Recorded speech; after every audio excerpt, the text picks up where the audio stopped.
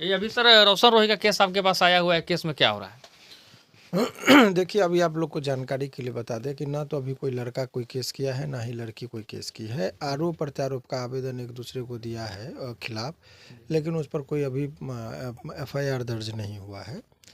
तो इसीलिए आप लोगों को ये कह देना कि केस हुआ है, कुछ हो रहा है, इस तरह की बात नहीं। अभी जितना भी हो रहा है इस केस में इस पूरे प्रकरण में, स्टोरी में कहिए, वो हवाबाजी हो रहा है, हवा में बातें हो रही है, कोई ऑथेंटिसिटी बातें नहीं हो रही है।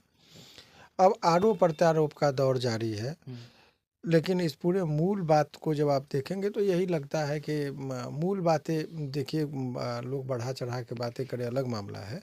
मूल बात यह है कि लड़का और लड़की दोनों में जो है सो एक दोस्ताना फ्रेंडशिप था। फ्रेंडशिप में एक ने आस उम्मीद लगा बैठी थी कि हम शादी करेंगे। ये लड़का भी दोस्ती अच्छा था, तो संबंध को परमानेंट संबंध में लोग का एक होता है कि मन में ख्याल था कि करेंगे। लेकिन बाद में दोनों के बीच में मतांतर हो गया, तो लड़के ने कहा कि हम शादी से इनकार करते हैं। जिस बात से विक्षुब्ध होकर वो कह रही है कि हमको आप शादी कीजिए। बस यही मूल रूप से लड़ाई दोनों के बीच में है कि आप से हमारा तो अब कोई बताइए कि परिचय हो, आपका दोस्ती हो, तो शादी का प्रस्ताव आप देंगे। तो अब ये है कि वो करे कि शादी से पहले हमारा संबंध स्थापित हो गया, ये लड़की का कहना है इत्यादि। ये आरोप है। तो शुरुआती दौर में लोग, चूँकि लड़की है, महिला है, यदि वो आरोप लगाती है तो लोग सत्य भी मानते हैं, चूँकि हमारा समाज का जो बनावट है उसमें। तो वो परिस्थिति है। हमको भी जो है सो कुछ पता चला, तो हमने कहा कि भाई ऐसी परिस्थिति में यदि आप लोगों के बीच में दोस्ती थी, और तो आप इसमें जो है सो बैठकर आपस में यदि कोर्ट के बाहर यदि आप लोग मामला को समझा सकते हैं, सुलझा सकते हैं, तो पहली प्रयास ये होनी चाहिए। उस बात पर अमल करते हुए लड़के ने कहा कि ठीक है सर। तो मुझे लगता है कि कोर्ट के बाहर ही लोग आपसी बैठकर समझौता के तहत ये लोग पहल करेंगे। नहीं होगा तो फिर ये केस होगा कि नहीं होगा, वो 25 तारीख को तय हो जाएगा। तो फिर आगे की रणनीति बनाई जाएगी, यही चीज़ है। सर एक सवाल है हमारी कि अगर प्रेम प्रसंग 2 साल से लगातार उन लोग संपर्क में थे, 2 साल से क्या किए या नहीं किए, लेकिन इसे रेप माना जाए या फिर प्रेम प्रसंग माना जाए? देखिए, बहुत ही अच्छा, बहुत लोग कानूनी तौर पर बात को नहीं समझते हैं, वो समझिए इसी केस के बहाने कुछ जानकारी मिल जाएगी। रेप जो होता है, रेप का सीधा सीधा मीनिंग समझिए कि इच्छा के विरुद्ध जबरदस्ती यदि किसी के साथ शारीरिक संबंध स्थापित करते हैं, तो वो रेप कहलाता है। तो जिस टाइम में शारीरिक संबंध बन रहा है, उस टाइम में ज़बरदस्ती है कि नहीं है, ये एक चीज़ देखा जाता है। तो लड़की के बयान से ही स्पष्ट होता है। वो कहती है कि हम लोग साथ में रहने लगे, रहते-रहते प्रेम हो गया, तब इन्होंने कहा शादी करेंगे, संबंध स्थापित हुआ। ये एलिगेशन मूल रूप से यही है।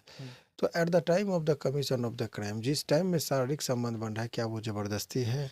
यही चीज़ देखा जाए। अनेकों केस में आज के डेट में एक प्रचलन चला है, लड़का लड़की में दोस्ती होगी, अच्छे से बातचीत हुई, उसके बाद लड़की या लड़का दोनों में से कोई एक दूसरे को दबाव देता है कि शादी में कन्वर्ट कीजिए। आज के इस मॉडर्न सोसाइटी में अब लड़का और लड़की का मिलन, बातचीत, साथ में घूमना फिरना बहुत ईजिली हो गया है। खास करके फिल्मी कलाकार और फिल्मी दुनिया में तो बहुत ही चीज़। अभी ये पिक्चर आपने देखा होगा, एक ज़माने में बहुत सुपर हिट हुआ था, कुछ कुछ होता है, उसकी भी कहानी यही थी। एक लड़का थी, दो लड़की थी, फिर दोनों चाहने लगती, फिर एक का त्याग होता है, ट्रायंगल।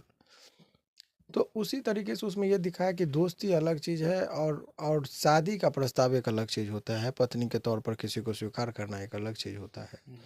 तो लड़की चूँकि उम्मीद लगा बैठी थी कि हमारी शादी इसी से होगी, उसी बात का दोनों के बीच में बातों को लेके ये है।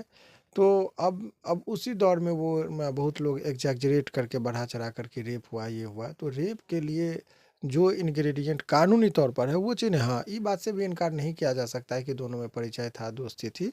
इस चीज़ से इनकार नहीं किया जा सकता है। लेकिन यही चीज़ है, इसको इमोशनली देना कि वो जाति में ये डिफ़र करते हैं, अलग जाति के हैं, जातिवाद की एंगल दी जाना। दूसरी बात, वो रेप का एंगल दिया जाना, ये सब जो है सो बेबुनियाद बातें हैं। इस तरह का चीज़ अभी तक इसमें नहीं समझ में आ रहा है। अच्छा सर, शादी से पहले मान लीजिए कि किसी गैर मर्द के साथ चाहे दोस्त के साथ संबंध बनाना, ये भी गैर कानूनी है, और कहीं ना कहीं अबॉर्शन कराना यानी कि बच्चे को नष्ट करना, ये भी गैर कानूनी है। इसको आप कैसे देखते हैं सर, जो देखिए, कि जो आरोप लगाई है? सुनिए, सबसे अहम बात आज के इस समय में इंसान वाला कोई बात ही नहीं चल रहा है। सब कहते हैं कि अमानुष वाली बातें चल रही है। जिस चीज़ पर इतनी गंभीरता से आप बात कर रहे हैं या मैं भी ये कर रहा हूँ, वो ये टॉपिक उस लायक की बात है नहीं। वो तो आप लोग आ जाते हैं तो मेरा एक स्वभाव है, मैं इनकार नहीं करता, आप लोग को बैठ दे देता।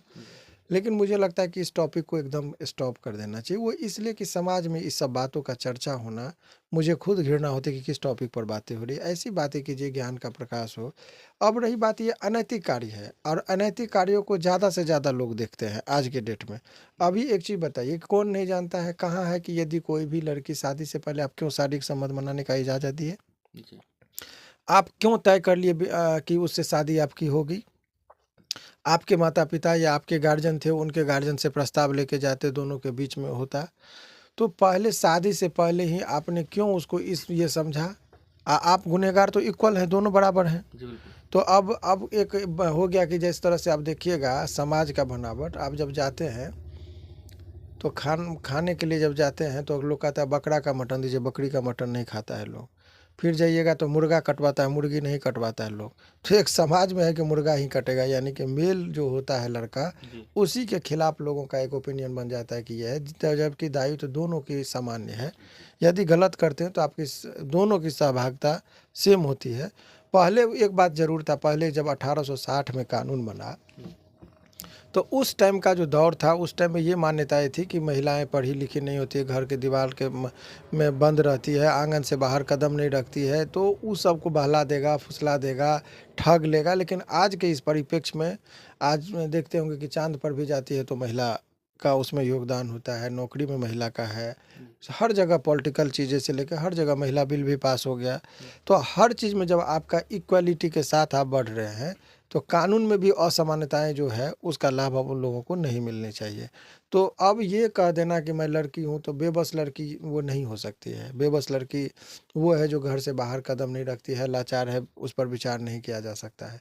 परंतु अब इन लोगों को देखिए जो सिनेमा में काम करती हो, एल्बम में करती हो, खुलेआम 50 आदमी के साथ डांस करती होगी, तो इन लोगों का जीवन पेज 3 वाले कंसेप्ट पर चलता है। इन लोगों को आप ये जो कह देंगे कि कोई दबा देगा, 2 साल तक उसको उलझा देगा, तो मुझे नहीं लगता कि ये बात विश्वसनीय है। ये इस पहलू को भी देखना चाहिए। हाँ, भाई आप न समाज से पूछ के दोस्ती किए, न समाज से पूछ के आप बात किए, तो आप समाज को क्यों लाते? मीडिया का सहारा, मीडिया से पूछ के आप संबंध स्थापित किए बंद कमरे में। लड़का या लड़की, मैं दोनों की बात कह रहा हूँ।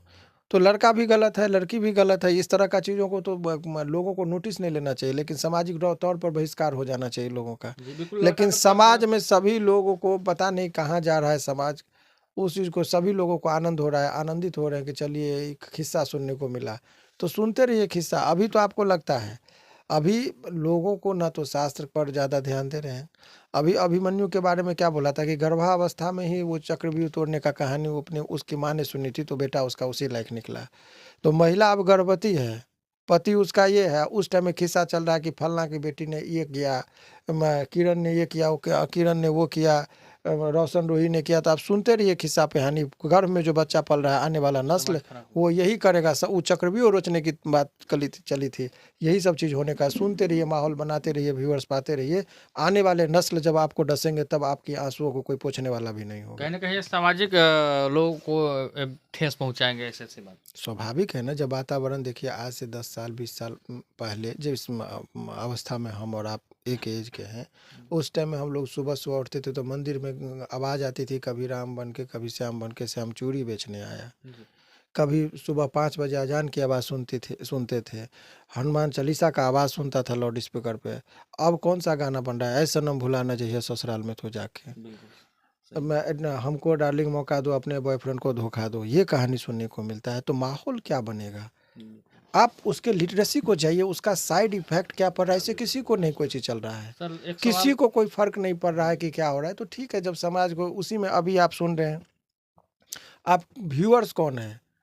वो जिसको उतना सोचने की शक्ति नहीं है। ज्ञानी मानव तो सच पूछिए तो अब सोशल साइट से दूर होता जा रहा है, क्योंकि जो काम की खबरें मिलनी चाहिए वो चल नहीं रहा है।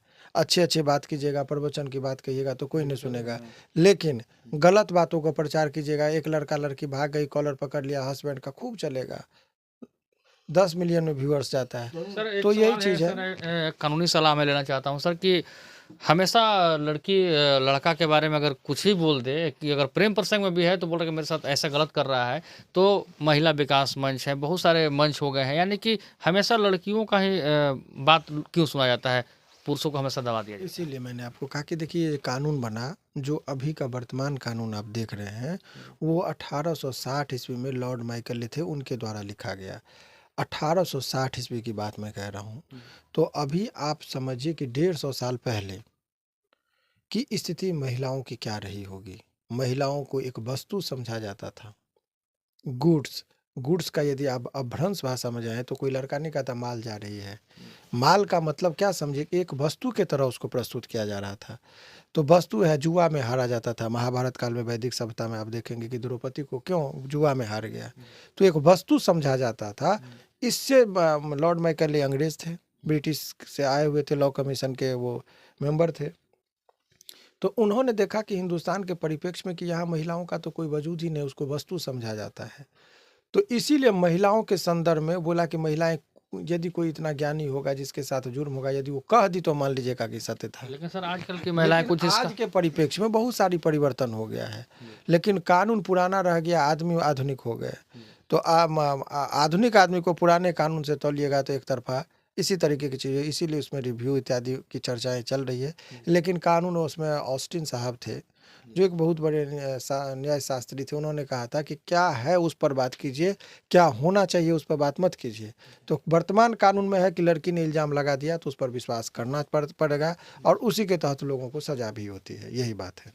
आजकल उसका कोई नाजायज फायदा सर उठा रहे हैं लड़कियां या नहीं उस कानून का? बहुत जगह है, सुप्रीम कोर्ट ने कई बार एहसास किया है, उन्होंने अपना ऑब्जर्वेशन दिया है कि 498 ए कानून जो है, पति से को प्रताड़ित करने वाला या लड़का को फंसाने वाला जो रेप में, तो अधिकतर मामले फॉल्स होते हैं, कहा। और इसी सब वजह से बेल वगैरह बहुत जल्दी मिल जाता है। लास्ट सवाल है सर कि रोशन रोही चाहे किरण क्या किए नहीं किए तो जग जाहिर है सोशल मीडिया पर, आपसे मैं थोड़ा कानूनी सलाह लूँगा कि रोशन रोही के घर पर कुछ 10 महिलाएं या 20 लड़कियां जाती है, मिलकर उसके माता पिता को, रोशन रोही के माता पिता को प्रताड़ित करना, गाली गलौज करना, ज़बरदस्ती तरीके से रखवाना किरण को उसके घर पर, एक कानूनन अपराध है या फिर इसको कैसे देखते हैं? देखिए, आपको बता रहे हैं कि यहाँ पर जो हिंदुस्तान में कानून से कोई बातें चलती है, वो कोई हमारा मुस्लिम कंट्री में जाइएगा तो वहाँ आँख के बदले आँख, कान के बदले कान की व्यवस्थाएं हैं, लेकिन हमारे यहाँ ऐसी क्रूर व्यवस्थाएं नहीं हैं। तो यहाँ डकैत को भी आप पकड़ते हैं तो उसको मारने का आपको अधिकार नहीं है, उसको सौंप दीजिए पुलिस को, पुलिस न्यायालय को देगी, न्यायालय सजा सुनाएगी। तो कोई भी संगठन यदि किसी महिला को आरोप के आधार पर उसको घर पर पहुंचाती है, उसको उकसाती है, प्रभोग करती है कि तुम जाओ और ज़बरदस्ती घर में घुस जाओ, उसमें सहयोग करती है, तो कानूनी तौर पर उसमें 449, 450 और 460 धारा है आईपीसी का, उसके अंतर्गत उस पर जो है आजीवन कारावास तक का प्रावधान है।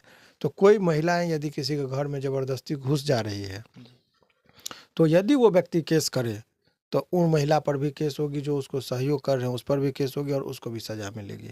सो किसी के घर में आप किसी व्यक्ति को, जैसे आप मेरे ही ऑफिस में आए और यदि आप हमसे मे आई कमिंग नहीं किया और मेरे ऑफिस में घुस गए मेरे बिना इजाज़त के, तो आपको हम यदि कंप्लेन करेंगे तो 1 साल तक का सज़ा का प्रावधान है। तो मैं ये कह रहा हूँ, तभी तो ये परंपरा है, किसी के ऑफिस में जाता है लोग तो कहता है मे आई कमिंग सर, तब कहता है यस कमिंग, तब आप आते हैं। जी लास्ट सवाल कि रोशन रोही को सर न्याय मिल सकता है या नहीं मिल सकता है इस केस में? देखिए, पहले अन्याय किसके साथ हुआ है, किसको क्या चाहिए, वो तो बाद की चीज़ें हैं।